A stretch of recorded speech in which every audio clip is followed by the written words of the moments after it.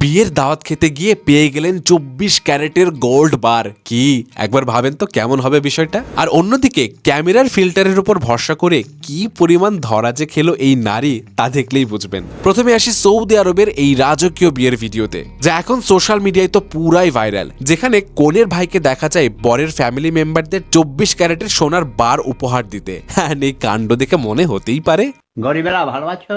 Wait, যদি এখন বলি এই 24 ক্যারেটের সোনার বার আসলে খাঁটি সোনাই ছিল না, বরং ছিল এইটা একটা লাক্সারি ব্র্যান্ডের চকলেট, যা দেখতে ছিল হুবহু সোনার বিস্কুটের মতো, আর যা ছিল সোনালী ফয়েল পেপারে মোড়ানো। তবে এই আসল ঘটনা জেনে অনেকেই বলছে, কি দরকার ছিল রে ভাই এত শো অফ করার, যেখানে নকল জিনিসে তোমরা প্রেজেন্ট করছো।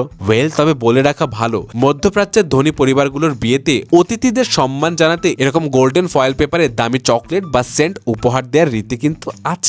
এখন আসি 58 বছর বয়সী এই নারীর কাণ্ড নিয়ে, যে কিনা সুইট 16 সেজে জাতির ক্রাশ হয়ে যায়, কিন্তু সেই ফিল্টারের কারণে আবার খাই উল্টো ধরা। ঘটনাটা হলো, কিয়াও বিলুও নামের এক নারী চীনের ডাউ প্ল্যাটফর্মে একজন ফেমাস স্ট্রিমার ছিল, যে তার সুইট ভয়েস দিয়ে তরুণদের মন করেছিল ঘায়েল, আর তরুণীদের জন্য হয়ে উঠেছিল একজন আইকন। কিন্তু ঘটনা উল্টে যায় তখন, যখন লাইভ চলাকালীন সময়ে নেটওয়ার্ক ইস্যুর কারণে তার ফিল্টারটি হঠাৎ অফ হয়ে যায়, এন্ড সবাই জানতে পারে এই নারী আসলে সুইট 16 কোনো আপু নয়, উল্টো 58 বছর বয়সে একজন বেডি, যে কিনা এআই বিউটি ফিল্টার ইউজ করে সবাইকে দিচ্ছে ধোকা।